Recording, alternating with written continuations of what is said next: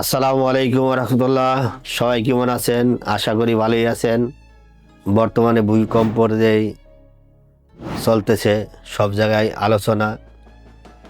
এখন ভূমিকম্প একটা প্রাকৃতিক একটা সমস্যা। আল্লাহ সুবহানাহু ওয়া তাআলা ভূমিকম্প দেয় মানুষকে যার যার ধর্মের স্মরণ করার জন্য। ভূমিকম্প ভয়ের কিছু নাই। যার হায়াত একদিন আছে ওই একদিনই বাঁচবে। ভূমিকম্প হয়ে সব যদি মাটির সাথে মিশাও যায়, যার হায়াত আছে আর কিছুই হবে না ইনশাল্লাহ। আল্লাহ সুবহানাহু ওয়া তাআলা যতদিন ধরে দুনিয়ার বুকে রিজিক রাখছে, একটা দানা রাখছে, আপনাদের আমাদের কিছুই হবে না, ভয়ের কিছু নাই। তারপরেও সতর্ক থাকবেন। যারা পুরান বিল্ডিং আছেন, নর্মাল বিল্ডিং আছেন, নর্মাল বাড়িতে আছেন, এর একটু সতর্ক অবলম্বন করবেন। আল্লাহ সুবহানাহু ওয়া তাআলা বলছে প্রত্যেক বান্দা নিজ নিজ থেকে সতর্কিত হও, সতর্ক থাকো। তো হায়াত মত রিজিক সমস্ত আল্লাহ সুবহানাহু ওয়া তাআলার হাতে।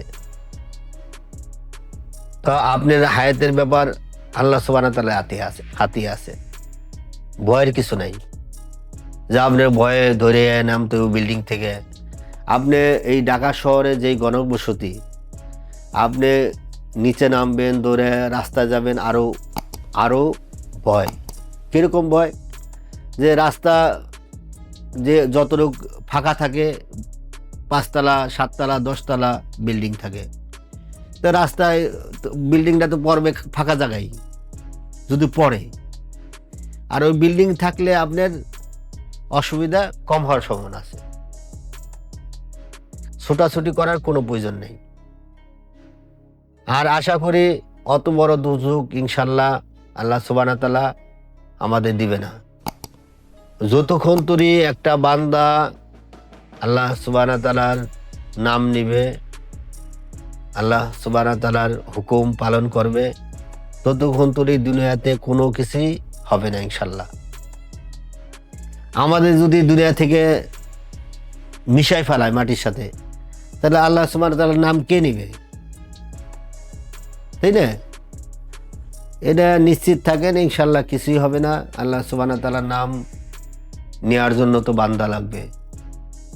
আর আমরা আমাদের ছেলে মেয়েরে, ভাই বোন যতটুকু মহব্বত করি, তার চেয়ে অনেক গুণ বেশি মহব্বত করে আল্লাহ সুবহানাহু ওয়া তাআলা তার বান্দারে।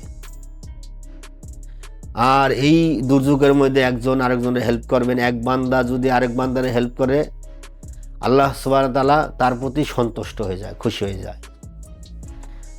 আর বিপদ কাটার জন্য বেশি বেশি দান করবেন। এই রাস্তাঘাটে অসহায় বহুত মানুষ শোয়া থাকে, বসে থাকে। এই ঢাকা শহরে অনেকজন অনাহারে থাকে, তাদের অন্ন দেওয়ার জন্য চেষ্টা করবেন। 1 টাকা পারেন আপনি 1 টাকা দিবেন। এদের যদি দেন তাহলে অটোমেটিক আপনার বিপদ কাইটা যাবে। সবাই ভালো থাকবেন। অনেক কথা বললাম। আসসালামু আলাইকুম রহমতুল্লাহ।